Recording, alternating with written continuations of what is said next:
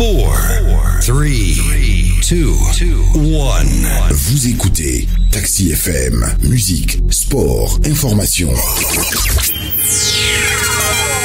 Toutes vos passions sont forcément sur Taxi FM. Taxi Presse. Retrouvez tous les jours de 11h à 12h45 Eric Gatan et ses confrères à bord du taxi de la mi-journée. Informations exclusives et coulisses de l'actualité tout azimut. Nos éditorialistes décryptent et commentent l'univers de l'actualité sans concession et sans langue de bois. Taxi Presse, tous les jours de 11h à 12h30 avec Eric Gatan. Madame, Monsieur, bonjour. Bonjour à tous. Nous sommes ravis de vous retrouver ce mercredi matin sur la radio Taxi FM. Taxi Presse de ce jour, c'est avec Isidore Akolor, le patron du journal Actu Express, et le grand citoyen d'État Tchakala Alirou, le patron de l'hebdomadaire Courrier de la République. Avec eux, nous reviendrons sur ce qui fait l'actualité chez nous. Nous sommes toujours dans l'attente de la feuille de route de la CEDEAO. C'est annoncé pour le 31 juillet prochain. Que va-t-il se passer? Quelle sera la configuration de la situation politique au Togo au lendemain du 31 juillet? On reviendra sur les sujets et on parlera également d'autres sujets de l'actualité. Retour en studio et vous donner une idée des journaux qui sont dans les kiosques ce matin. On va commencer par le quotidien Liberté. Voilà. Liberté qui parle de gestion hasardeuse des affaires au Togo, bras de fer entre les conducteurs de camions et la STGT, à peine lancé, le nouveau système de suivi par GPS de marchandises en transit remis en cause. Vous lirez l'article à la page 6 pour les précisions. Journée africaine de lutte contre la corruption. Wiao et Soana reconnaît son incapacité à poursuivre les hautes personnalités et hauts magistrats. C'est ce que le confrère relève dans un article que vous lirez à la page 2 du quotidien Liberté. Activité politique, la C14 prend d'assaut Sokodé, Bafilo, Mango dès ce jeudi. Meeting de sensibilisation et visite aux détenus au programme. Et puis litige entre Manium Sarl et des riverains du nouveau port de pêche. Une dizaine d'habitations démolies, écrit notre confrère. Le journal qui parle également de la construction d'hôpital de 300 lits. Électrification, les dangers du partenariat public-privé, endettement hors bilan et risque de corruption, note le confrère. Et puis, Evala 2018, Fort Nyasingbe effectue un aller-retour quotidien entre Lomé et Kara. C'est ce que note le confrère Liberté. Vous lirez l'article dans le journal. Il y a l'autre quotidien Togo Matin qui parle des meetings de la C14 jusqu'à la veille du sommet CEDEAO. Simple coïncidence, pression sur la médiation ou volonté de tester le gouvernement. Les interrogations donc à lire à la page 3. Prochains scrutins électoraux, des bureaux, des sections préfectorales du mouvement de la jeunesse unir dans la région de la Kara près. L'article est à lire dans le journal. Puis référendum au Bénin, statu quo au Togo, écrit le confrère dans son éditorial. Et puis, et voilà, grande finale dans le canton de Yadé. Vous savez que la finale dans le canton de Yadé et les quarts de finale à Pia sont les deux pôles d'attraction hier pour le compte de la 4e journée de l'édition 2018 des luttes traditionnelles en pays kabien. Vous lirez l'article dans le journal. Et puis, Sotopla contre direction des transports routiers et ferroviaires. Le gouvernement à l'œuvre pour la mise en place du comité de suivi. C'est une interrogation du confrère. Vous lirez l'article à la page 2. Voilà. Et puis, Coupe du Monde 2018. La France en finale après sa victoire 1-0 contre la Belgique. Le confrère revient sur le sujet. Je demanderai peut-être l'avis des confrères sur ce match hier en attendant la seconde demi-finale ce soir à 18h entre l'Angleterre et la Croatie. L'hebdomadaire Fraternité qui revient sur la signature de deal entre les groupes Kalian et Emar. Que cherchait l'État togolais à Dubaï? C'est l'interrogation du confrère. C'est vrai il y a la présence du ministre du Commerce et son homologue de tourisme de ce côté de Dubaï il y a quelques jours. Vous lirez l'article à la page 2 du journal de Joël Ega.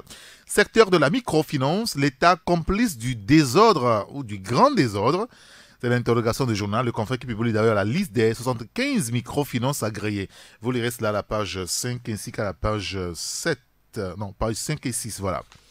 Et puis, enquête 2017 de l'INSEAD Lomé s'enfonce plus dans la pauvreté, vous lirez l'article, et puis la C14 qui reprend la mobilisation. Mais pourquoi pas Kara, se demande Fraternité ce matin. Il y a l'hebdomadaire Ouara, les vainqueurs, lutte initiatique en pays kabien. La crise du secteur éducatif a affaibli l'ambiance des Evala. Note notre confrère, ça veut dire qu'il n'y a pas trop d'engouement autour des luttes Evala cette année. Vous lirez l'article à la page 3 du journal de Michel Tchadja pour vous en convaincre. Jubilation des acteurs politiques suite à la récente sortie de Macron. Sans concession, on ne sortira pas du statu quo, écrit notre confrère. Le journal qui parle également de la mise en œuvre des 4 centrales de la production commune. Le SMC désormais opérationnel.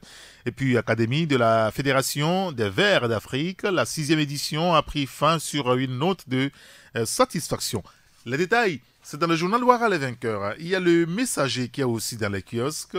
Le ministre Boukbessi, à propos de la situation socio-politique, nous courons le risque d'une crise institutionnelle si nous n'organisons pas les élections législatives au Togo avant la fin de l'année 2018. Et là aussi, je poserai la question à mes confrères en studio. Et puis, à Média, une trentaine de journalistes de radio se sont formés à Kbalimé. L'article est à lire dans le journal. Le Mania Libéré. Le Mania Libéré qui revient sur la question des microfinances. Au Togo, économie, le ministère des Finances déclare la guerre aux microfinances illicites. Vous lirez l'article dans le journal. Près de la moitié des institutions de microfinance au Togo ne disposent d'aucune autorisation. Note notre confrère. L'article, c'est à lire à la page 3. Après des manifestations de rue et journées Togo mort, la coalition de 14 opte pour 7 jours de meeting à travers le pays à partir de ce jeudi. Un danger ou un changement d'approche, se demande le journal. Le Magnan libéré. Et puis les rites initiatiques en pays kabien battent leur plein. Les Evala à l'épreuve de leurs muscles. Enfin, vous lirez l'article dans le journal. La manchette. La pression est sur la CEDEAO, écrit notre confrère. Fabre, le patron de la coalition, mène la danse, écrit notre confrère. Le journal qui parle également de fin des combines et calcul d'intérêt. L'université de Lomé, professeur Dodi Kokoroko, la rupture, écrit le journal. Et puis le journal qui revient également sur la crise dans le diocèse de Kbalimé, acte 3. Ça tourne au vinaigre. De quoi s'agit-il exactement? Vous achetez le journal, la manchette, vous avez tous les éléments là-dedans. Et puis le dialogue, l'hebdomadaire togolais, qui parle aussi de la crise politique au Togo. L'attente de la feuille de route de la CEDEAO sur fond de spéculation. Et vous lirez l'article dans le journal. Et puis il y a un autre article sur les manifestations politiques de la C14 du 13 au 29 juillet prochain. Une stratégie perdue d'avance, écrit notre confrère. Le journal qui parle également de la paix, de la tolérance, de l'amour du prochain et le vivre ensemble. Des valeurs de l'islam véhiculées par la Fondation Mohamed VI. Et puis football, le transfert de Cristiano Ronaldo qui quitte le Real de Madrid. Cristiano passe du Real à la Juve, la Juventus de Turin.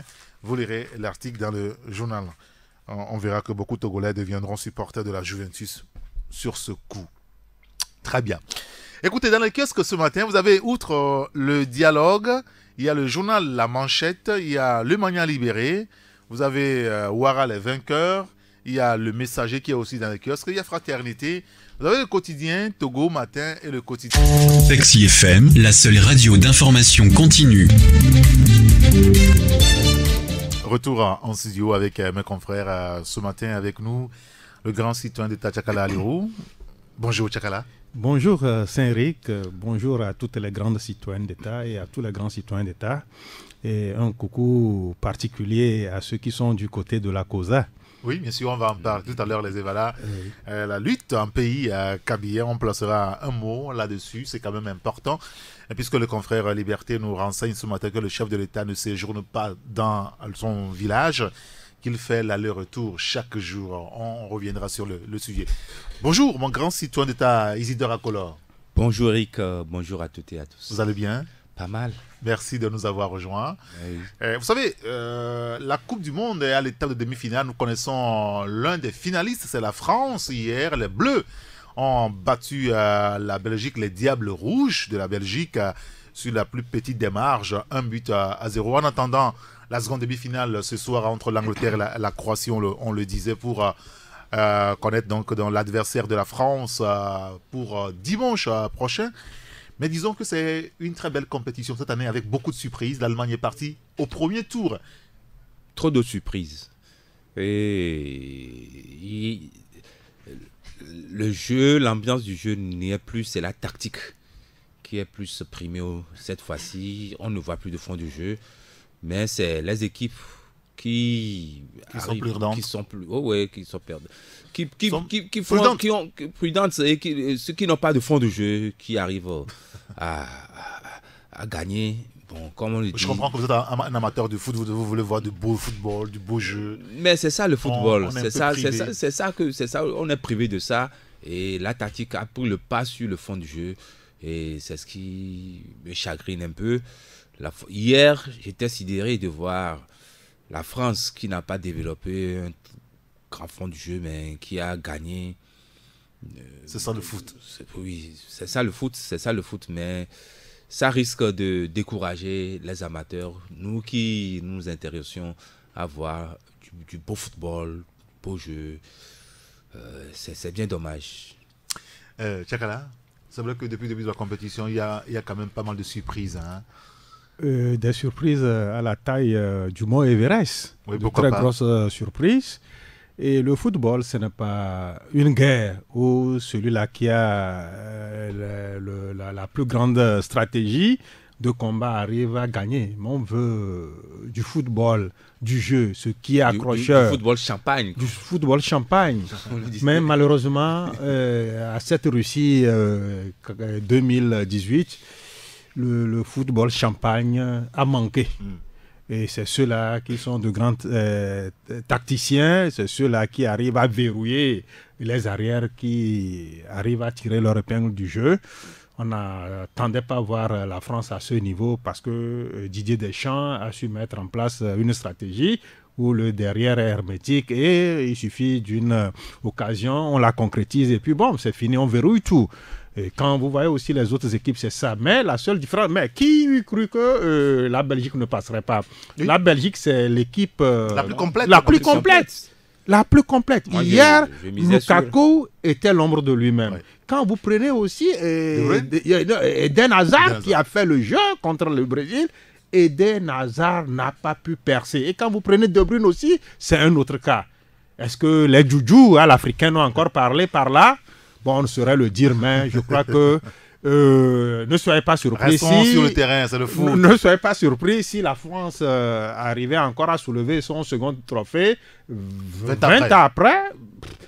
Ça ne serait que de la joie pour l'Afrique parce que nous estimons, et avec preuve, que c'est le 6e pays qualifié du continent africain qui est en train de faire du bon chemin. Quand vous prenez... Non, mais ceux-là qui ont assuré toutes ces victoires à la France, c'est qui? C'est des Africains. Qui sont formés par la France. Des Africains... Qui sont formés par la France. On peut les laver à l'eau de Java, ils resteront toujours noirs. Umtiti, les N'Golo Kanté, le Pogba, ils sont toujours ce qu'ils seront, hein. Mais quand c'est mauvais, on dit que non, on ne dit pas que naturalisons, on dit que c'est à l'Africain. Mais quand c'est bon... Même Blaise Matuidi. Blaise Matuidi, qui hier, malgré, n'a pas su même demander à ce qu'on le change. Qu'est-ce qu'il veut? Est-ce qu'il aime sa famille? Hier, le choc qu'il a reçu, c'est un choc quand même sérieux.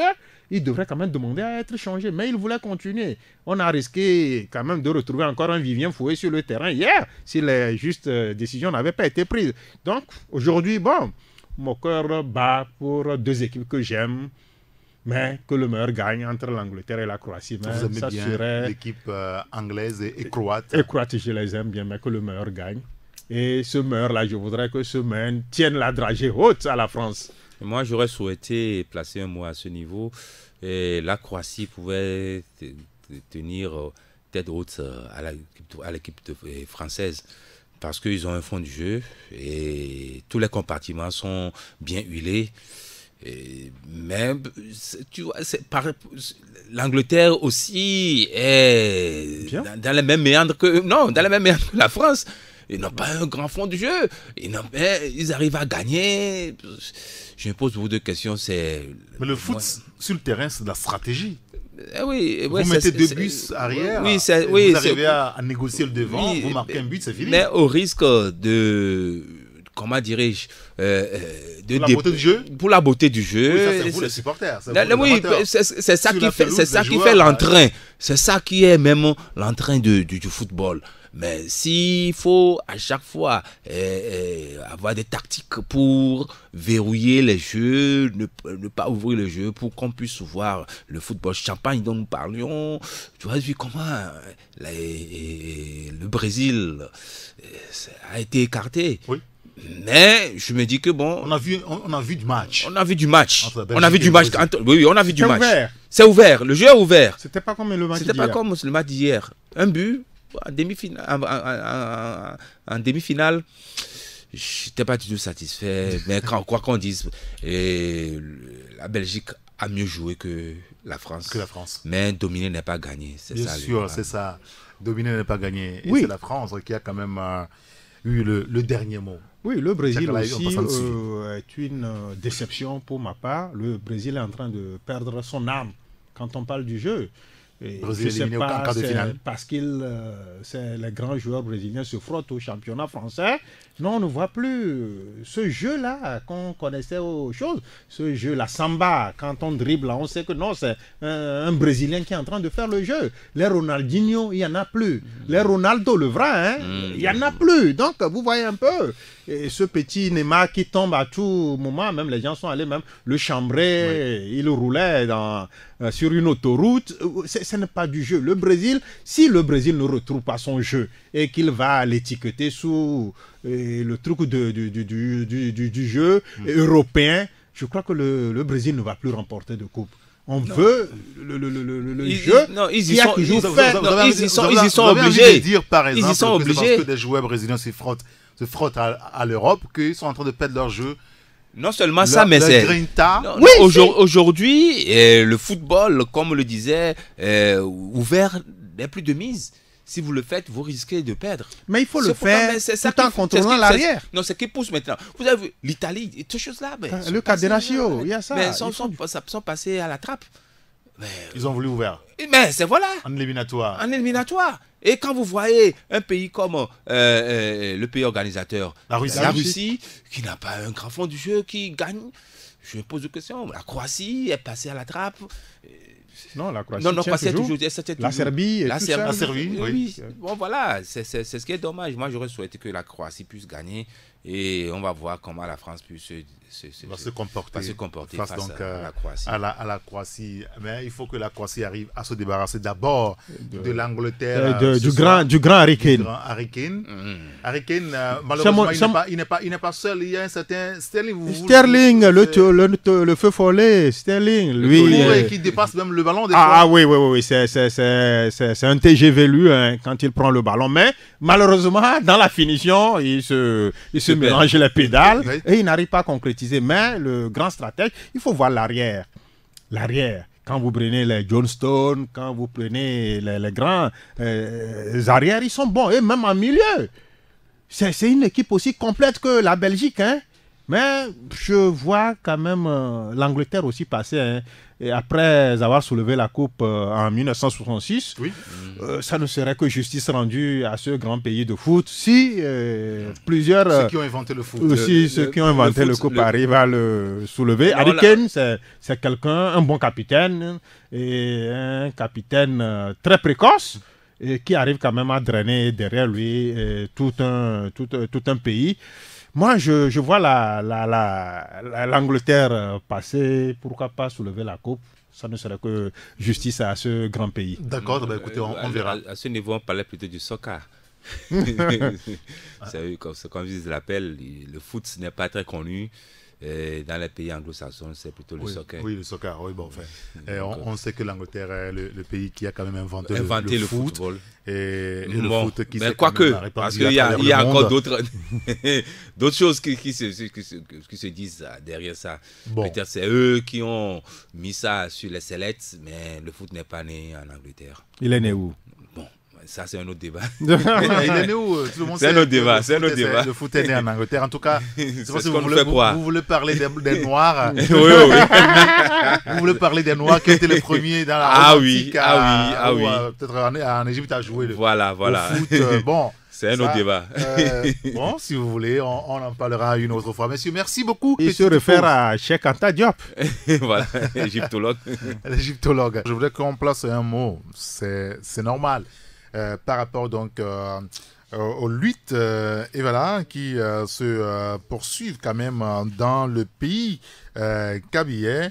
Hier, c'était la finale quand même dans le canton de Yadel, les quarts de finale au niveau de Pia. C'est deux pôles d'attraction. En attendant donc les empoignades de ce mercredi, disons quand même que... Bon, enfin, je vais poser la question, est-ce que la fête autour de ces rites a pris le pas sur la tradition telle que ça s'organise depuis un bon moment là? Est-ce que la fête n'a pas pris le pas sur la tradition, les rites même? Tchakala. Absolument. On assiste maintenant à du grand folklore qui n'a rien à voir avec le rituel même. Certains vous diront que non, le côté rituel, on le fait. Il y a les tchodjos qui descendent des montagnes pour faire ci et ça. Mais quand vous prenez et voilà, les rythmes même, ça a pris un coup, Et vous allez là-bas, ce n'est plus ce que nous avions eu à voir il y a plusieurs années en arrière. Tout a changé. C'est le bling-bling. Et vous voyez toutes les sociétés de la place aller là-bas pour quelle promotion, on ne sait pas. C'est comme si vous n'allez pas, c'est toujours comme si vous êtes contre la politique du président de la République. Ah bon? Non, si. Demain, c'est la finale de Pia. Allez-y voir et vous verrez tout ce qui se fait sur ce terrain. Donc, ma foi, il y a eu des changements négatifs qui se sont opérés autour de cette tradition-là.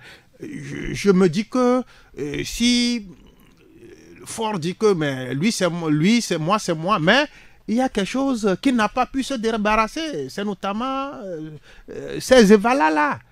Ça continue, c'est la même chose qui continue. Mais on ne va pas demander au peuple kabyle de laisser tomber leur rite. Non, on ne leur demande pas ça. Mais on peut quand même dissocier le côté politique de la chose, le côté protocolaire de la chose et qu'on se limite au rituel. Le président de la République, il va là-bas en tant que président de la République ou bien en tant que fils du pays ou en tant que qui? On ne comprend pas. Quand vous prenez l'aspect protocolaire, rien n'a changé. C'est comme le président de la République qui va. Et vous voyez un peu, quand on veut démarrer le journal sur les chaînes publiques, on commence par là. Donc on n'associe plus et Fort en tant que qui assiste aux évals en tant que fils du pays, du milieu et Fort en tant que président de la République qui assiste à ça. Donc on ne comprend plus. Ça pose un problème. Ça pose un problème, absolument. Ça pose un problème. Il n'a pas pu. La seule chose que Faure a pu réaliser depuis qu'il est arrivé au pouvoir en avril 2005, c'est peut-être d'interdire les marches qui drainent des foules vers Lomé 2 ou vers la présidence. Mais sur le reste, rien n'a changé. C'est toujours les mêmes choses. Blanc, bonnet, blanc. Sauf cet aspect où on ne va plus à Lomé 2. Mais je crois que si Faure... D'ailleurs, Faure va là-bas, le président de la République va aux Évalas et le soir il est à Lomé. Oui, c'est ce que le confrère de Liberté nous rapporte ce matin, que le président effectue un aller-retour quotidien entre Lomé et Kara. Alors, est-ce qu'on utilise les moyens de l'État pour ça? Est-ce que c'est l'État qui organise les Évalas ou c'est un rite en pays kabyle finalement? Non, il y a beaucoup de choses qui se passent où on commence à s'interroger là. Oui, effectivement. Avant, on parlait de l'administration qui se vide. Aujourd'hui, il y a un autre débat qui est autour de la chose. Évidemment. L'administration est vide. Et Kara est devenu... Bon, il semble que ce n'est plus comme ça. Ce n'est plus vide. Allez-y voir. Vous allez demander une permission que vous allez acheter et puis votre supérieur va vous le refuser. Et voilà. Tous les directeurs sont à Kara. Tous les directeurs de société sont à Kara. Et Kara est Il y devenu... en a qui sont quand même dans leur bureau, hein, qui nous écoutent à Lomé. Kara hein. est devenu la Ils vont capitale du partir Togo. pour Ils vont demain. partir jusqu'à... Ils partiront demain? Ils partiront Non, demain. ce soir pour Ce la soir, finale pour de Pia. Pia. Oui. Ah, là, c'est obligatoire. Bon. Mais si je vous, sais pas. si vous n'y allez pas, mais vous aurez des problèmes. Non. Tout se négocie là-bas. Et on a le courage de le dire. Le président ne leur demande pas tant, mais ce Mais sont écoutez, eux, par les- zèle, m'as-tu vu, le bling-bling. Sinon, Fort ne met pas la pression à tel directeur ou tel autre d'aller à la finale. Si vous les approchez à cœur ouvert, vous le diront qu'il faut que j'y sois. Juste pour acte de présence. Ce n'est pas de gaieté de cœur que tout le monde y va. Donc voilà la situation. Je crois que Fort ne fait que perpétuer la tradition comme étant le prince de feu Gnassingbé. C'est ça la tradition. Et ce qu'ils ont pu faire, c'est au moins de raccourcir à 2 semaines. Avant, c'est 1 mois durant que nous vivons les Evala. Mais je pense qu'en Non, c'est 1 semaine, hein, en tout cas. Non, c'est le 14. Non, c'est une semaine. Une C'est semaine maintenant. Oui, Une semaine. Oui, ça va être- samedi à samedi. Ah, ok. Croisons les doigts pour que ça soit ainsi. Non, Donc, ça a c'est été comme cela. toujours ainsi. Enfin, depuis un moment. Donc, moi, j'aurais souhaité, en tant que garant des us et coutumes ou président de la République, qu'il puisse être représentatif aussi au niveau des autres fêtes traditionnelles. Et comme à Gogozan, comme comment appelle-t-on? Mais en même temps, il y a tellement de fêtes quand même dans ce pays. Et mais, Pour chaque village, Mais pour si le président doit être à tous les niveaux. Mais s'il a Kara, il y a- pourquoi ne il y a pas être d'autres chats aussi à mais- fouetter. non, écoutez. N'oubliez pas écoutez, qu'il gère une république quand même. Non, écoutez, s'il est obligé d'y aller chaque jour et revenir par avion, ne pas dormir là-bas, allez vous poser. Pourquoi ne pas aller à Gogozan, ne serait-ce que une journée, ou à Izan, ne serait-ce qu'une journée, ou à Kpesoso, ne serait-ce qu'une journée, ou plein d'autres fêtes. Il envoie les seconds couteaux pour y aller. Aujourd'hui, bon, il est obligé d'y aller, ne dort pas là-bas. On se pose d'autres questions. Est-ce que c'est Kara est invivable pour Fort Gnassingbé? Posons-nous la question. Parce que, à ce que je sache, il n'a jamais dormi à Kara. Non, comment ça? Il a toujours dormi à Kara quand Où? il est là-bas. Où? Quand il est devenu président? Oui, absolument. Il dort, mais souvent aux Evala, il assure l'aller-retour. Pour quelles raisons? C'est ça qu'on ne saurait donner ici. Selon les informations que moi j'ai eues, bon, Il n'a jamais dormi à Kara? il n'aime pas dormir à Kara. Il préfère revenir à Lomé pour sa sécurité.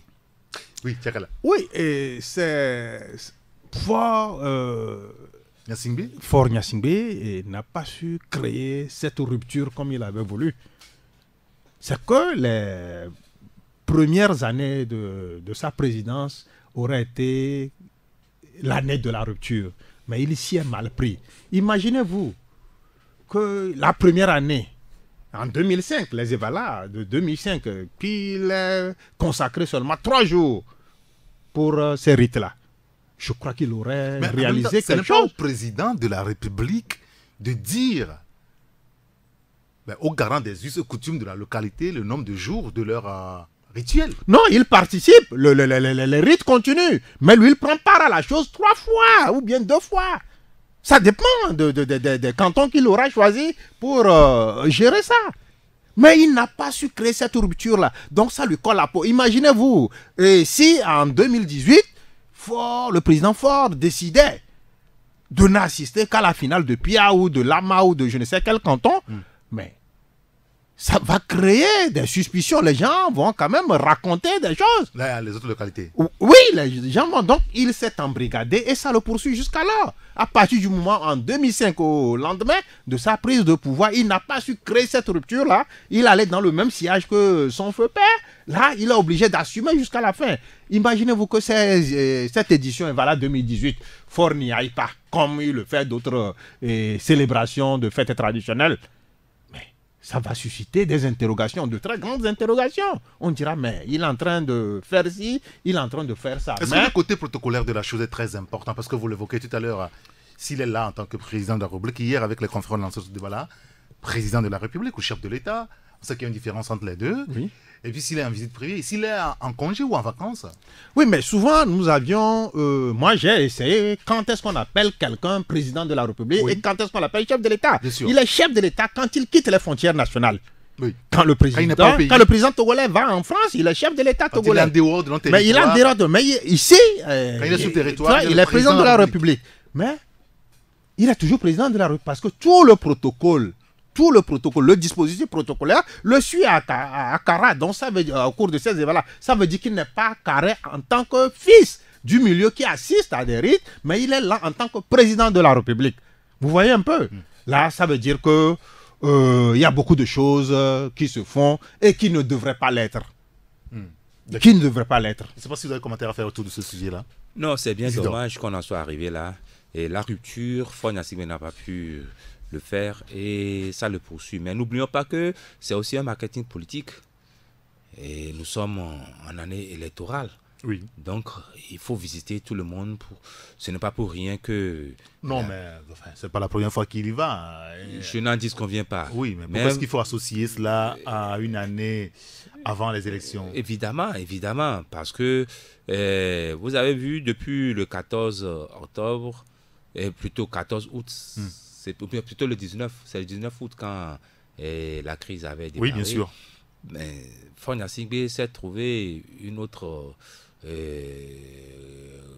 comment dirais-je, une autre affinité de visiter les gens, aller inaugurer même jusqu'au... Les gens, il y a une dame qui me disait que le président a inauguré un caniveau en parlant oui, c'est ce que les Parlant dames de disent. quoi?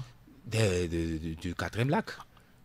Ah oui? Oui, mais c'est un lac, c'est pas de caniveau. Non, je vais le dire ça en minant. Il y avait du problème avec Gotha. Voilà. Donc, il a trouvé d'autres vocations à aller vers les populations. Je ne pense pas qu'il va sortir de cette obsession d'aller voir. Donc, chaque jour que Dieu fait, il va visiter et il ira à toutes les cérémonies. Chaque occasion. Il saisira toutes les occasions. Cette occasion pour y aller, quitte à revenir oui. et au dos du contribuable togolais. C'est ce qui est bien dommage. Messieurs, merci beaucoup sur ce sujet de l'Evala. Mais il y a également un fait ou des faits qui se produisent depuis quelques jours et on assiste à cela sans trop d'explications puisque l'autorité ne communique pas là-dessus. Rien d'officiel sur le sujet. On était ici, là, il y a quelques jours. Et on nous apprenait le décès d'un gendarme à Badou. Selon les premières informations, il se serait suicidé au niveau de la gendarmerie de Badou. On était là quand la dernière fois, il y a, je pense, le fin du week-end, on a vu un militaire aussi accroché à un fil. Il semble qu'il s'est suicidé. Et puis on était là quand hier nous avons appris qu'il y a un policier qui est décédé. Son nom même a circulé sur les réseaux sociaux. Selon les premières informations, il s'est donné pas mal de couteaux, coups de couteau dans son abdomen, et à la gorge aussi, dans l'intention de se donner la mort. On l'a récupéré, mais malheureusement, il a rendu l'âme à l'hôpital. Alors on se pose beaucoup de questions. Que se passe-t-il au niveau de l'armée? Y a-t-il un malaise pour que, dans l'armée, des militaires, des policiers se donnent la mort, sans d'ailleurs que personne ne nous dise ce qui se passe réellement? Tchakala. Oui, ça nous inquiète, mais avant d'aller dans le vif du sujet, je crois que je compatis à la douleur de toutes ces familles qui sont éplorées parce qu'ils ont perdu un des leurs. C'est difficile par ces temps de perdre un parent, mais qu'est-ce qui se passe, surtout quand c'est des corps habillés qui se donnent la mort? Il va falloir quand même une enquête poussée. Souvent, ça ne se passe pas qu'au Togo. Et on en voit en France, aux États-Unis. Quand dans certains pays ça se passe, stress, c'est souvent des gens qui sont allés au front, qui ont vécu des situations. Quand les Américains sont revenus de l'Irak et Oui. de beaucoup d'autres pays où des terrains de Vietnam, on a vu eu beaucoup de cas au niveau du Vietnam. oui, des gens qui sont dans une Traumatisés. situation et on a mis à disposition de ces gens des psychologues pour les amener à peut-être évacuer tout cela. Mais ici, est-ce qu'on a des psychologues qui assistent nos corps habillés? Mais on n'est pas On ne allé sait sur pas, un on n'est front. pas là. Mais on a vécu des situations, on a appris entre-temps que vu la situation sociopolitique qui vivait, on a dû réquisitionner certains qui ont passé plusieurs semaines, voire des mois sans voir leur famille. Oui. Les gens l'ont dit ici sur ce plateau. Je ne sais pas si c'est vrai, parce que je n'ai pas de parents qui soient dans l'armée. Donc ça veut dire aussi que le malaise peut venir de là. Entre-temps, pour les avoir confinés, est-ce que quand ils sont revenus, ils ont trouvé des situations qu'ils n'arrivent pas à digérer et qu'ils se disent, mais autant se donner la mort que de vivre et de digérer des situations. Là, je crois qu'il faut aujourd'hui qu'au niveau des différents corps, au niveau des différents camps aussi, on essaie quand même de mettre à contact ces soldats qui ne sont pas des hauts gradés, hein. C'est souvent des adjudants-chefs, des caporaux, des sergents, pour essayer de voir qu'est-ce qui ne va pas. Chercher de voir qu'est-ce qui ne va pas et d'apporter les justes solutions avant que les dégâts ne se fassent Mais grands. c'est quoi cette histoire? Il se passe des choses graves, qu'il n'y a même pas un simple communiqué pour nous dire ce qui se passe dans la République.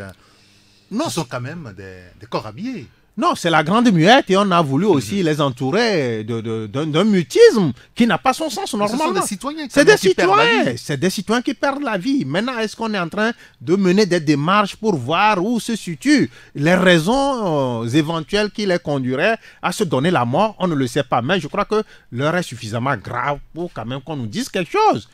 Si les gens n'avaient pas eu les images qu'ils ont partagées sur les réseaux, on n'en saurait rien. Ça veut dire que rien ne se fait plus de façon cachée. Tout ce que les gens font dans leur petit coin, ça se sait. Donc, autant aller au-devant, expliquer la situation. Qu'est-ce qui se passe?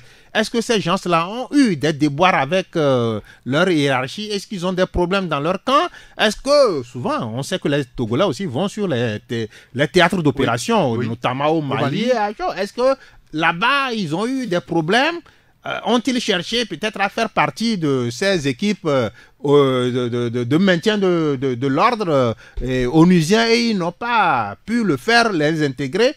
Ou bien certains sont en train d'aller vers la retraite et ils n'ont rien réalisé, qui se disent, mais moi tout puissant, adjudant-chef, si je vais à la retraite, donc est-ce que moi aussi mon sort c'est de jouer au gardiennage, tout ça là. Donc vous voyez, mille et une interrogations. Il va falloir aujourd'hui que la haute hiérarchie militaire se penche sur le cas. Un mort c'est déjà trop. Il faut trouver la juste solution pour que d'autres aussi qui seraient tentés de se donner la mort ne passent pas à l'acte. On n'a pas encore la version quand même de la haute hiérarchie. Il n'y a pas de communiqué, il n'y a pas de réaction autour du sujet. Mais nous interrogeons quand même. Que se passe-t-il réellement? Non, c'est symptomatique du malaise au sein des forces de sécurité. Il y a un malaise aujourd'hui? Évidemment. Si vous les approchez, ils vous le diront que vraiment ça ne va pas. Mais c'est le lieu d'interpeller le ministre en charge de la sécurité et même le chef d'état-major et autres pour faire une enquête et éclairer l'opinion. Moi, je prends avec Vous parlez d'une enquête? Ah oui. D'accord. Pour éclairer l'opinion. Je prends avec beaucoup de pincettes ce qu'on publie sur les réseaux sociaux. Je suis très prudent. Ah oui, mais non, je suis d'accord avec vous, mais oui. Si c'est faux, il faut aussi que l'autorité nous dise que ces informations qui circulent, ce sont des intox. C'est en cela que nous interpellons, ou j'interpelle le ministre en charge de la sécurité pour nous éclairer sur ces soi-disant suicides. Je ne crois pas. Quelqu'un va se taillarder, se donner des coups de couteau. Mais c'est sadique. C'est énorme. C'est énorme, c'est inimaginable. Je me pose des questions. Est-ce qu'il a été assassiné? Ah oui, posons-nous beaucoup de questions. Posons-nous beaucoup de questions. Quelqu'un qui est mort, c'est-à-dire que ce qu'on peut présenter comme des suicides, ça peut être aussi des assassinats, des éliminations. C'est très important. quelqu'un qu'on tue, bon, bah, qui meurt, le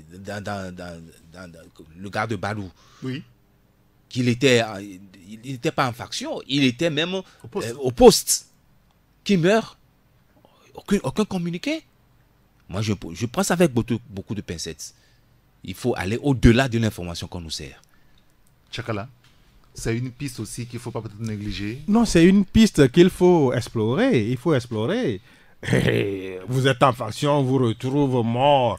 Qu'est-ce qui s'est passé entre-temps? C'est quelqu'un qui est venu vous donner la mort et on a essayé de simuler. De l'habiller. Oui, mais on peut habiller le crime de cette façon aussi.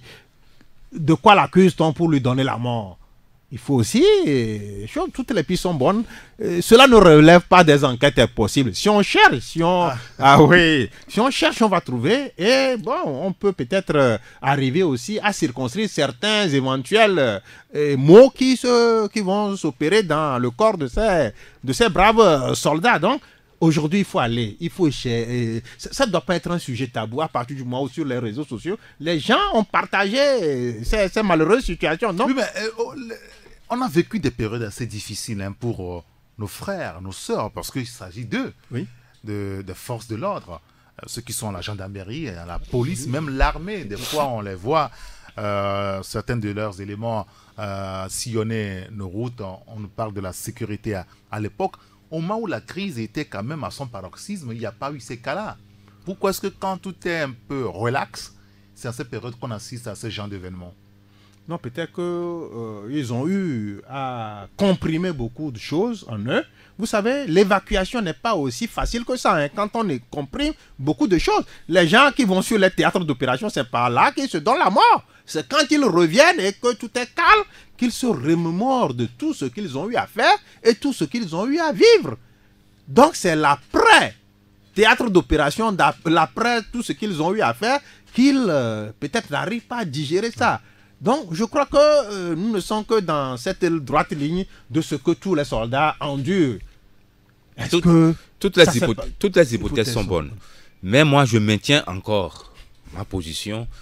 Est-ce que c'est des gens qui, par ailleurs, ont pris des positions aujourd'hui qui leur coûtent cher? Il y en a qui prennent des positions? Évidemment. De la crise qui sévit au Togo. C'est pourquoi je parle du malaise. Ouvertement? Ouvertement?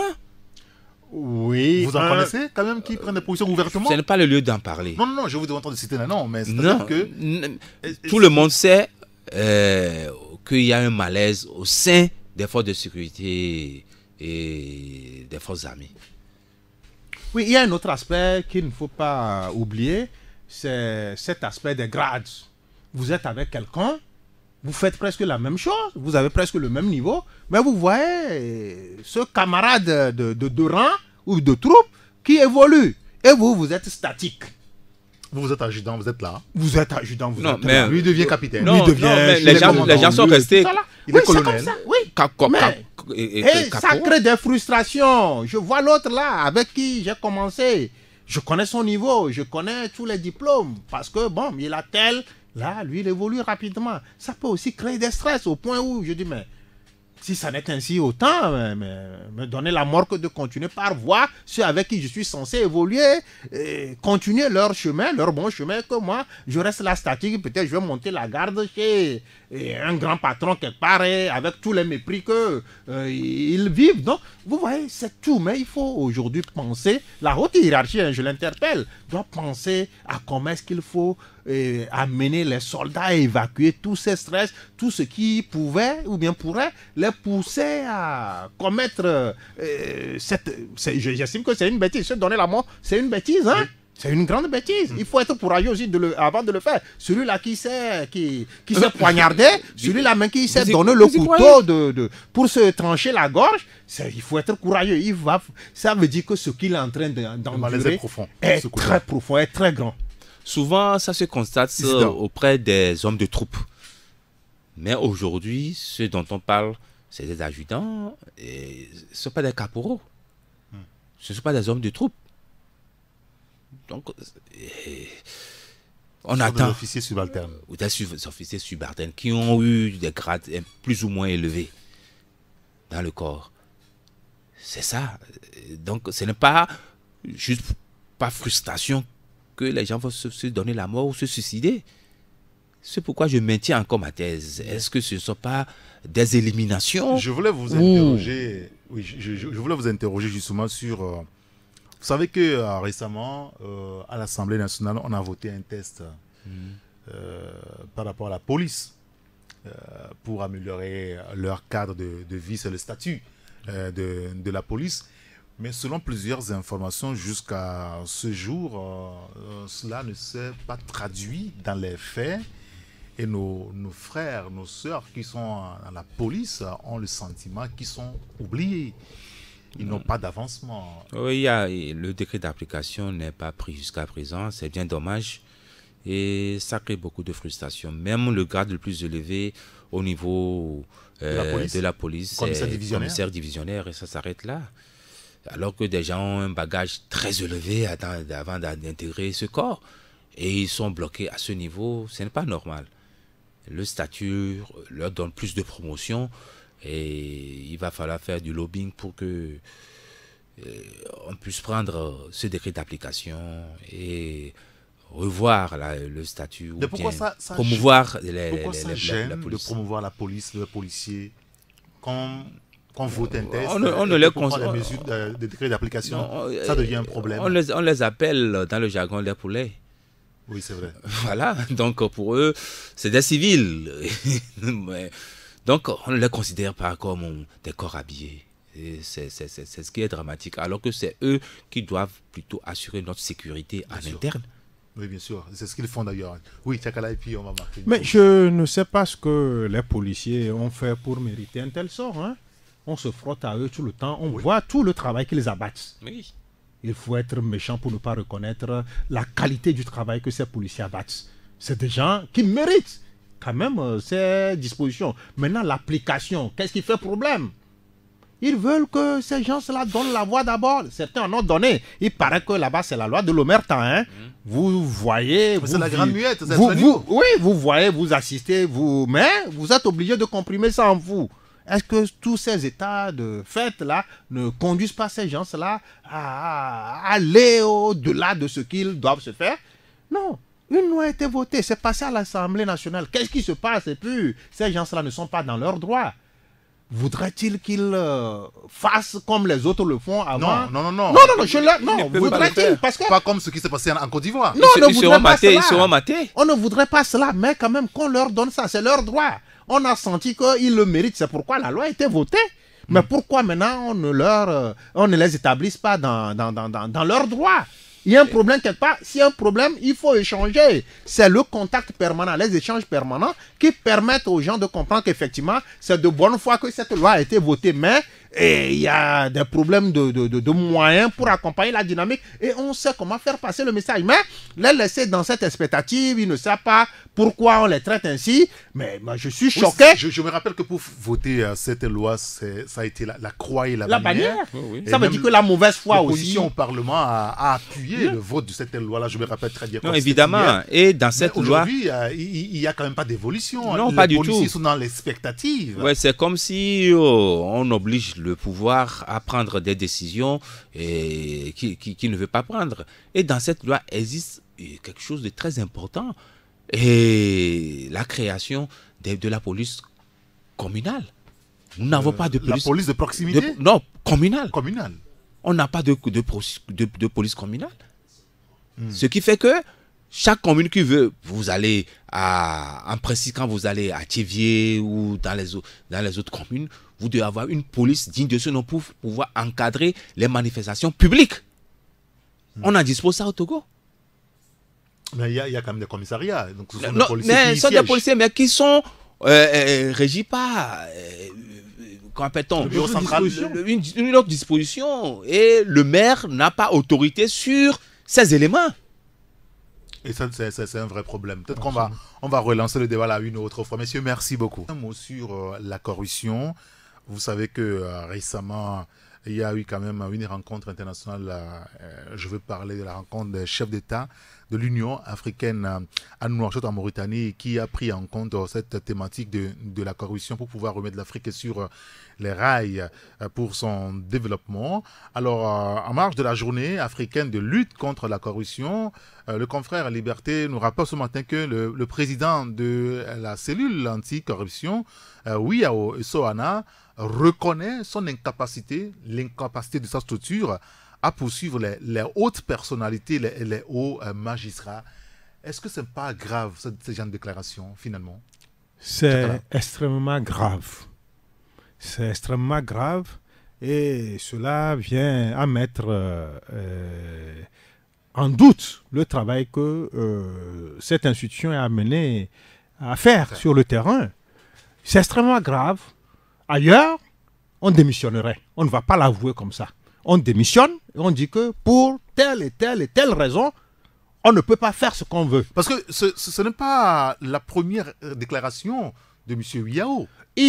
Récemment, il a dit, et le confrère Fraternité l'a relevé, que le niveau de la corruption au Togo est quand même minime, que ce n'est pas très grand.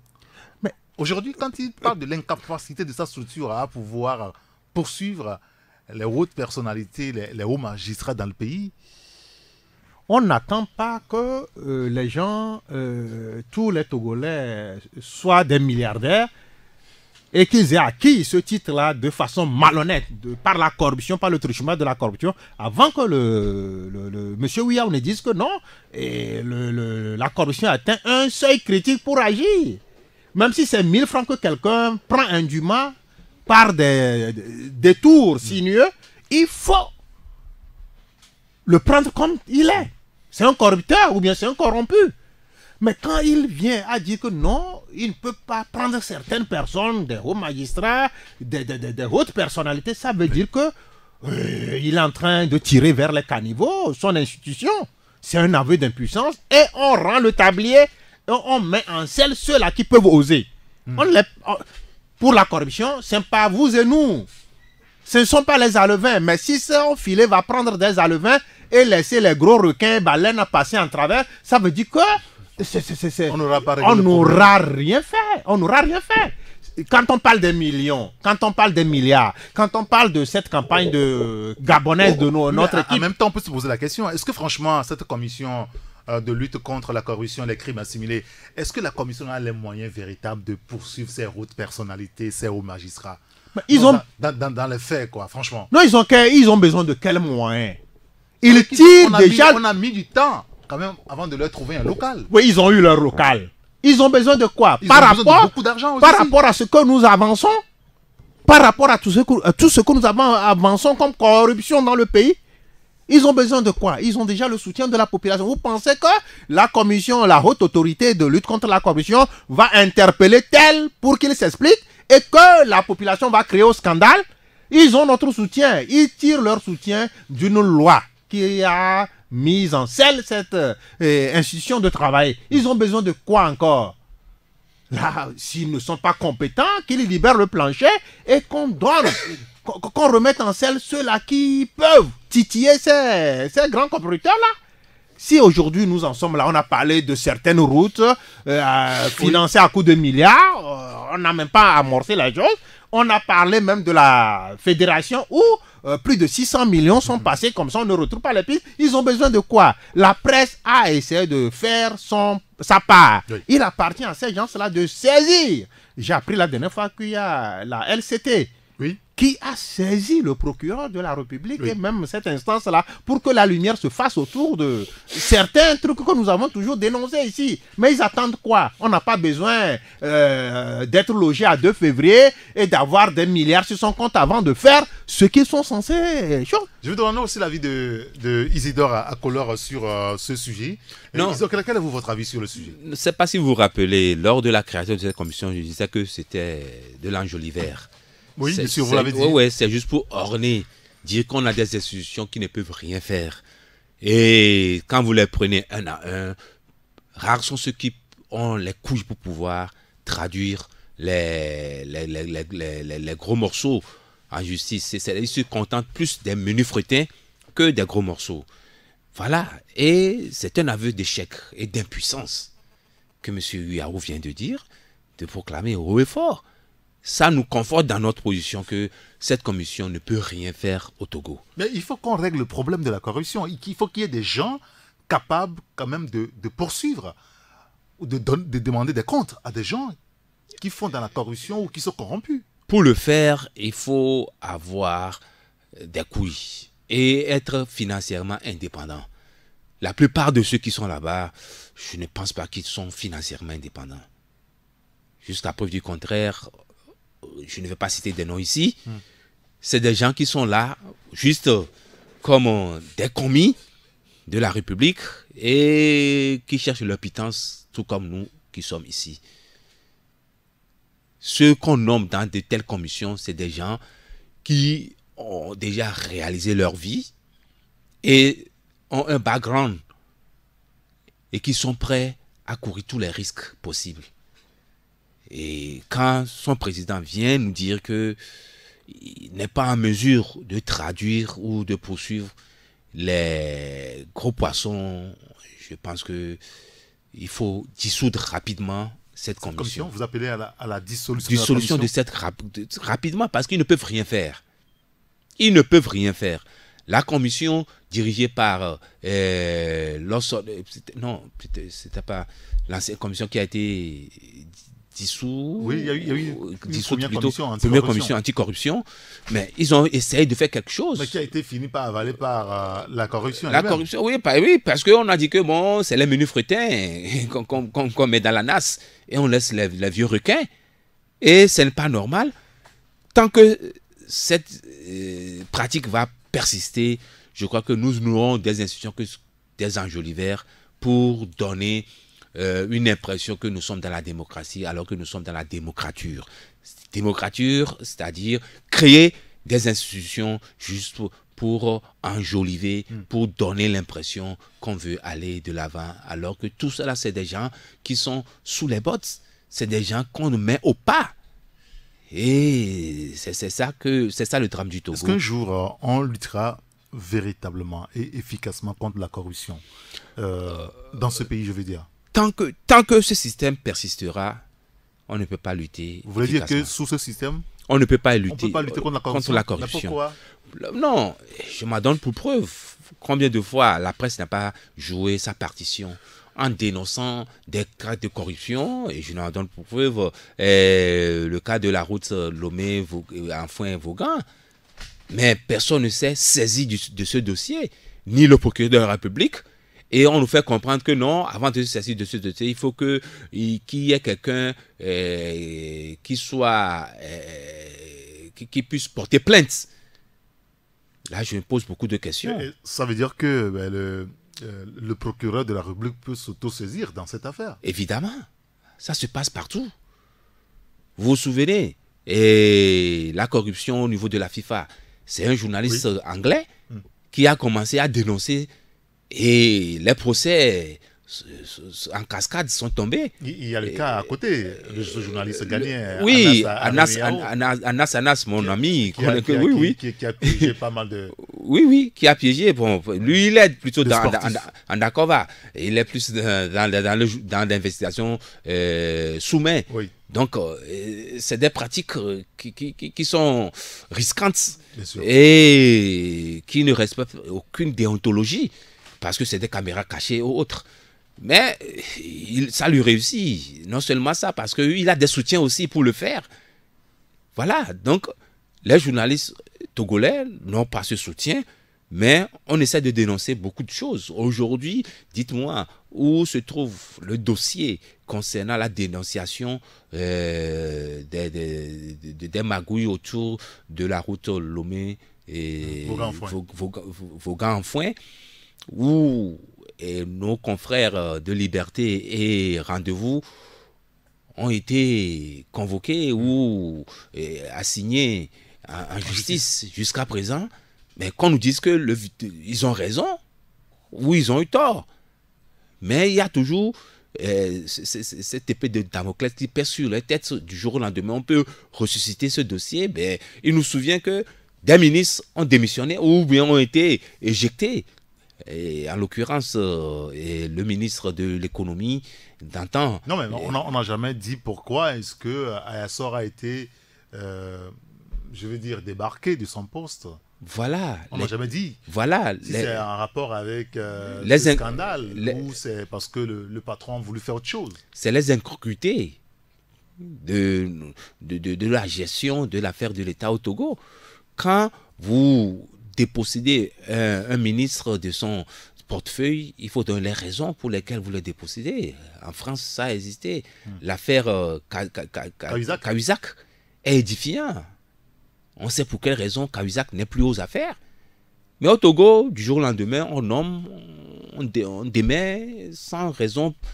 Mais au même moment, on nomme ceux qui ont démis, conseillers, perchés. C'est ça des questions que nous nous posons. Ce n'est pas de la promotion, finalement, on se pose beaucoup de questions. Merci. Donc, la corruption, tant que nos autorités n'arrivent pas à éradiquer la grande corruption au sein même de l'appareil étatique, et je pense que ce serait des mauvais. Et le Togo n'en sortira jamais de cette corruption, même la corruption mineure ou la petite corruption qui consiste à déposer 5 000, 10 000 sur des dossiers avant qu'on ne les signe ou dans nos ministères ou autres administrations. Voilà la situation que nous vivons. Très bien. Ben, écoutez, merci beaucoup Isidore Akolor. Nous allons maintenant parler politique, mais avant, juste un mot sur cette rencontre qui a eu lieu la semaine passée à Palimé, dans la préfecture de Kloto, bien entendu. La rencontre a réuni une trentaine de journalistes autour du thème « Enjeux et valeurs des processus électoraux dans une situation de crise, le cas des réformes au Togo ». C'est le thème donc de la rencontre la semaine passée à Palimé. Cette rencontre organisée par le Centre de droit public de l'Université de Lomé. Vous savez que le patron là-bas, c'est Ounake, le professeur Ounake, qui a quand même eu à parler longuement aux journalistes. Vous savez que ce thème a été subdivisé en plusieurs sous-communications, notamment acteurs des institutions dans les élections, le cadre institutionnel,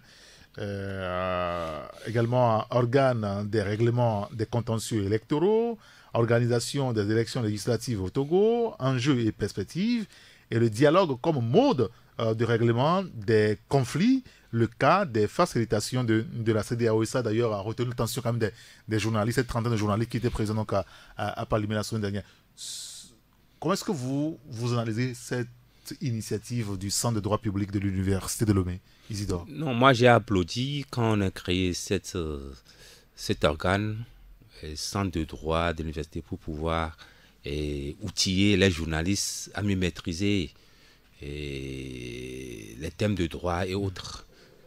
Mais toutes les activités, j'avoue que ça frise de la manipulation. Comment ça? Oui. Quand on veut éclairer la lanterne des gens, c'est de la manipulation? Mais quand vous suivez tout ce qui se passe, professeur Ounake, toutes ces choses-là, moi ça ne m'inspire aucune confiance. C'est comme ils prêchent pour leur chapelle et ils sont du côté du pouvoir. Mais si des gens sont du côté du pouvoir, quel est le problème? Non, en principe, un professeur d'université doit être indépendant et libre de ses opinions. Mais il est libre. Non, à y voir clair, non, je crois que c'est des manipulations. On veut formater les esprits pour qu'on dise ceci ou cela. On les avait approchés quand il s'était agi de quoi là, des problèmes relevant du renvoi des députés à l'Assemblée nationale. Mais ils se sont tus. Les 9 députés de l'ANC. De l'ANC, ils se sont tus. J'ai l'impression que les gens se prononcent juste pour pouvoir avoir des promotions. Juste pour avoir des promotions. Excusez-moi, mais Isidore, nous avons aussi dit que nos intellectuels, nos universitaires ne prennent pas suffisamment de la parole. Oui, ils ne prennent pas suffisamment de la parole. Mais quand ils prennent des paroles, c'est pour leur propre promotion. C'est ce que je constate. Ils ne disent pas les choses telles qu'il fallait le dire.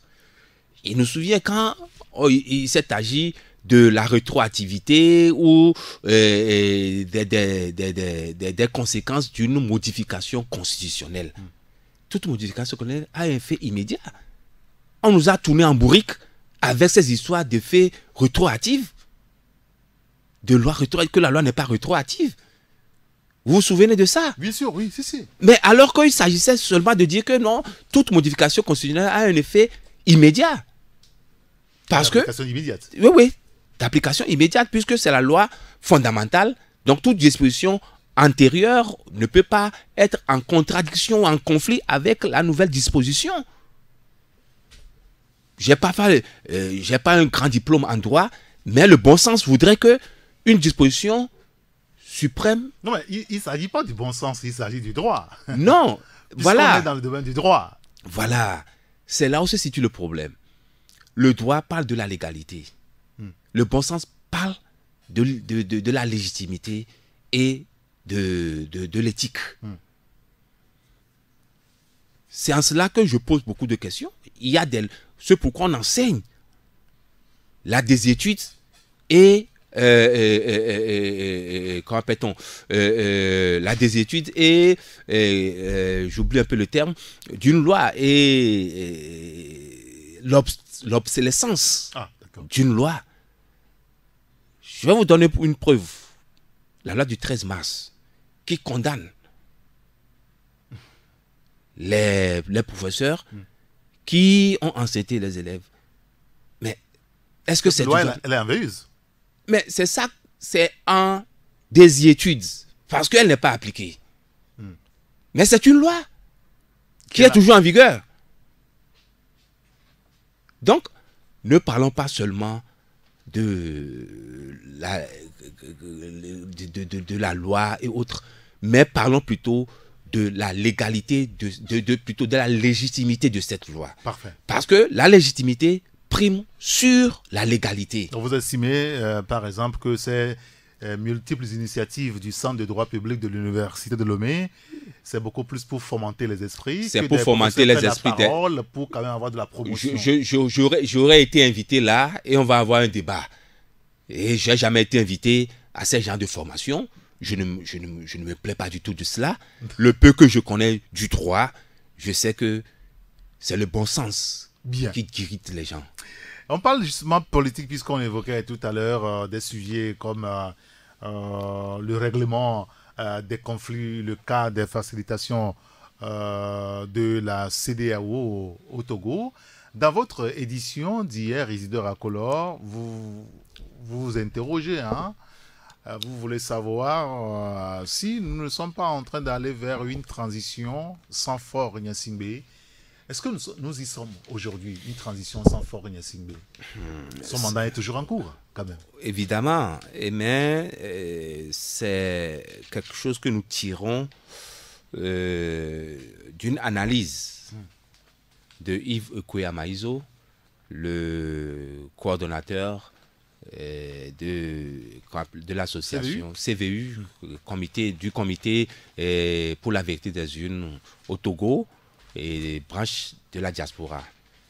Donc, qui, dans son analyse, dit que on ne peut pas retenir Faure Gnassingbé, qui est l'auteur même des troubles au Togo, pour pouvoir diriger une transition au risque de le faire capoter. Ben, donc, qu'il est élu, qu'il est au pouvoir, son mandat n'est pas encore arrivé à terme. Il est élu. Mais mal, est-ce que ça ne causera plus de problèmes que de vouloir installer une transition au Togo sans le président élu? Ça, je ne saurais le dire. Si? Je ne saurais le dire parce que est-ce que le président est légitimement élu? Non, on ne fera pas encore ce débat. Le débat, ça fait 3 ans qu'on a fait ce débat. Ouais, je l'ai toujours répété. Et tout ce qui n'en déplaise à ceux qui soutiennent que s'il est élu ou mal élu, il est toujours élu. Quand vous faites la somme des voix réparties, vous n'atteignez jamais 100%. Et moi, ça me crée un énorme problème. Donc, c'est un président mal élu. Donc, qui doit faire des concessions. C'est là où le bas blesse. Aujourd'hui, on brandit la souveraineté, dit que nous sommes élus, nous avons un programme de société que nous devons appliquer. Mais 3 ans, rien n'y fit. Le mandat social dont on nous a parlé, est-ce que vous les voyez courir dans les rues? Non. Le peuple togolais est Mais plus il y a démuni. quand même de l'assistance aux populations Quelle assistance? rurales. Quelle assistance? Vous voyez pas les multiples projets? Quels projets qui ont abouti à quoi? À des endettements. Vous prenez le FNFI qui concurrence les microfinances. Et quand vous allez, vous faites une petite navigation, vous verrez que bon, plutôt les gens qui sont dans les microfinances qui s'approprient ce projet-là. Puisque vous ne pouvez pas prêter à un taux inférieur à ce que vous appliquez dans votre institution. Les microfinances sont à 11-12% de taux de remboursement, alors que FNF, on demande à ces mêmes microfinances de faire des prêts à des gens à 4 ou 5%. Est-ce que c'est possible? Même transposition avec ce qui se passe avec ce qu'on avait lancé tout dernièrement avec l'agriculture et le fonds, quelque chose là, j'oublie un peu le terme. Il y a trop de... Le MIFA, voilà. Quelques jours après, on demande aux banques de faire des prêts aux agriculteurs. À quel taux? Est-ce qu'on n'a pas pensé à avoir un fonds de financement ou quelque chose, ou même remettre sur selle le crédit national CNCA, comment appelle-t-on, c'est plus le CNCA à l'époque qui a été décapité. Et qui vient en soutien aux agriculteurs. Qui vient aux agriculteurs. Financièrement. Oui, et crédit national d'agriculture, quelque chose comme ça. J'oublie un peu les terminologies. Mais qui est une banque destinée à soutenir l'agriculture. On n'a pas rénové ça. Et on dit qu'on veut financer l'agriculture. Mais c'est du bluff. C'est du bluff. Et maintenant, on demande aux banques de financer, alors qu'on a dit que c'est un partenariat avec la Banque africaine de développement. Oui. Mais si la Banque africaine de développement, BAD, peut financer ce projet-là, pourquoi ne pas créer un fonds d'investissement et s'occuper foncièrement de la promotion de l'agriculture? C'est des questions que moi je me pose. Ailleurs, on subventionne, même jusqu'aux États-Unis, on subventionne les agriculteurs. D'accord. Alors, au-delà de cette question de l'agriculture et du soutien à apporter, parce que vous parlez du mandat social de Faure Gnassingbé, c'est ce qui nous amène à évoquer ce sujet. Aujourd'hui, plutôt que de parler d'une transition sans ou avec Faure Gnassingbé, est-ce que ce n'est pas la question de 2020 qui pose le problème aujourd'hui? Évidemment. Et parce que tous les regards sont tournés vers la CEDEAO. Ouais, cette question n'a jamais été posée clairement, ou on n'a pas répondu. Les facilitateurs n'ont pas ont biaisé cette question qui est d'actualité. Et c'est ça qui crée problème à tout ce qu'ils font jusqu'à présent. Est-ce que, logiquement, sur le plan éthique, un président de la sous-région peut briguer plus de 2 ou 3 mandats?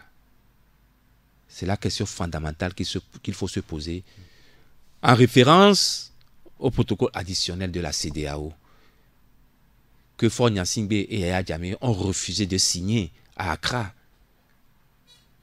Et le cas de la Guinée-Bissau a été invité lors des élections et Yaya Jammeh a été éjecté. Donc Faure Gnassingbé reste la curiosité de la sous-région qui va perpétrer cette violation du protocole additionnel de la CEDEAO. Voilà la grande question qui va diviser peut-être les dirigeants de la CEDEAO, et on entend ce qu'ils diront le 31 juillet. Le 31 juillet. Est-ce que le soir du 31 juillet, le Togo ne risque pas de se diviser beaucoup plus? Non, je ne le pense pas. Qui ne l'était aujourd'hui? Je ne le pense pas. se diviser. Parce que nous avons suivi quand même je ne sais pas si vous avez lu l'interview de Nathaniel Olympio et même la dernière sortie du président de la jeunesse de l'ANC qui, tous les deux, mettent presque en garde la CEDEAO contre une décision qui ne serait pas dans le sens du peuple. Je les comprends. Comme on dit, le chat échaudé a peur de l'eau froide. En 2005, on sait comment la CEDEAO s'est comportée au Togo avec la sortie de Tandia, oui, appuyé par le président de l'Union africaine d'alors, Olusegun Obasanjo, qui aujourd'hui se mord les doigts d'avoir été enfariné. Il vous a dit ça? Ah, mais nous sommes des journalistes, nous avons des informations. Qui se mord les doigts d'avoir été enfariné par Faure Gnassingbé, qui leur avait promis de faire ne serait-ce qu'un seul mandat. Et aujourd'hui, il veut bloquer le 4e mandat. C'est pourquoi vous allez voir, la position du Nigeria est très tranchée. Et c'est ce qui crée actuellement le problème de division au sein même de la communauté, parce que beaucoup ne sont pas prêts à avaliser un 4e mandat dans la sous-région. Je peux me tromper, mais c'est les informations que moi j'ai jusqu'à présent. Donc l'opposition est en train de mettre comme cela la pression sur pas seulement la pression, mais dire que faudrait plus que ça se répète. Que la CEDEAO ne vienne plus nous imposer des choses qu'ils n'admettent pas ailleurs ou même dans leur propre pays. Le président français Emmanuel Macron récemment parlait du statu quo qui ne sera pas possible au Togo. On a écouté pas mal de discours, pas mal de réactions également qui tournent autour de ce sujet. Pendant ce temps, visiblement, la coalition de 14 veut mettre la pression sur la CEDEAO et sur le gouvernement togolais. La C14 veut tester peut-être aussi la bonne foi du gouvernement par rapport aux manifestations. Des manifs qui sont prévus du 13 jusqu'au 29, à la veille presque quand même de la feuille de route de la CEDEAO. À quoi ça rime tout cela, à votre avis? Quelle analyse vous portez sur cela, Isidore? C'est de bonne guerre. Vous avez répondu à la question avant de la poser. C'est pour tester la bonne foi du gouvernement. Suite au communiqué final de la facilitation qui souhaiterait que les manifestations puissent être élargies sur toute l'étendue du territoire. Quand on parle des zones, ce n'est pas seulement Bafilo, Sokode ou Mango ou Kara, mais à Lomé aussi, on les avait confinés en temps à Baie. Est-ce que Ben est un no man's land où les gens peuvent manifester, ne pas manifester à Dido Gomé ou à Agoué ou à Gbalepedo où nous sommes aujourd'hui? C'est la question fondamentale qu'il faut se poser. Et les tenants de ce statu quo, qui voudraient que les gens ne puissent pas manifester et qui, au même moment, en appellent à des élections, mais c'est une contradiction monstre. Si vous embrigadez certaines localités et au même moment, vous voulez parler des élections, quand est-ce que les gens auront le temps de faire des campagnes? Il revient à ces tenants de donner l'impression, ne serait-ce que l'impression, qu'on peut organiser des élections partout ailleurs au Togo et que les gens sont libres de vaquer à leurs occupations ou faire leur campagne où ils veulent. Voilà des contradictions en tant que journaliste que moi je relève. D'accord. La coalition de 14 partis politiques Tchakala qui organise des manifestations à travers le pays. Pas des marches, mais des meetings de sensibilisation. Lomé, Sokode, Bafilo, Mango, Palimé, Tchevier. Le confrère Fraterne pose la question ce matin. Pourquoi pas Kara? Oui, pourquoi pas Kara? C'est une interrogation, somme toute légitime. Vous savez, le pouvoir est mis à l'épreuve de la vérité et de sa bonne foi. Vous savez, les choix ne relèvent pas d'un fortuit hasard. Quand vous prenez Mango, quand vous prenez Bafilo, quand vous prenez Sokode, c'est des préfectures qui ont été pendant longtemps mises en dehors de la dynamique qui prévaut dans le pays. Pour des raisons, le pouvoir a estimé qu'il ne fallait pas organiser quoi que ce soit là-bas. Maintenant, la préfecture de la Cosa aussi vit la même situation que les autres qu'on a cités. Lomé même n'était même pas, Lomé aussi n'était pas épargné. Des quartiers de Quand Lomé. vous voyez tout ce qui a lieu, donc ça veut dire que au regard de ce qui a été conclu lors du 40e round du dialogue, Oui. on veut tester la bonne foi et la sincérité du pouvoir. Est-ce que on permettra à ces gens-là d'organiser leur meeting? On ne le sait pas. Donc, je crois que c'est un piège grandement ouvert. Et est-ce que le pouvoir atterrira les deux pieds joints là-dedans? On attend de voir. Donc, ça commence, je crois, le 13. Le 13. Le vendredi. Le vendredi. Donc, il faut savoir éviter. Mais on ne sait pas ceux-là qui parlent d'organiser les élections. Oui, il y a le ministre, et on va filer là-dessus, le ministre Payadou Aboukwese qui déclare que nous courons le risque d'une crise institutionnelle si nous n'organisons pas les élections législatives au Togo avant la fin de l'année 2018. Juste un mot rapide là-dessus. Qu'on cesse d'insulter l'intelligence des Togolais. Vous savez, partout ailleurs, au Togo comme ailleurs, le législateur a tellement fait les choses. On ne peut pas on ne peut pas être dans un vide institutionnel si on n'arrive pas. Tout est prévu. Vous voyez, au Cameroun, plus d'1 an donné aux députés parce qu'on estime qu'on ne peut pas être dans le temps. Au Togo aussi, il y a l'article 52 qui prévoit tout, des cas de figure. Donc, même en RDC. De quel vide institutionnel parle le ministre? Parce qu'on était dans une dynamique. Et ce qui est curieux, j'avais écrit un article pour dire que mais il y a une certaine obsession maladive. Que le pouvoir a de ces élections-là. Pourquoi à tout prix aller à ces élections quand on sait que ce n'est pas faisable? C'est pas faisable.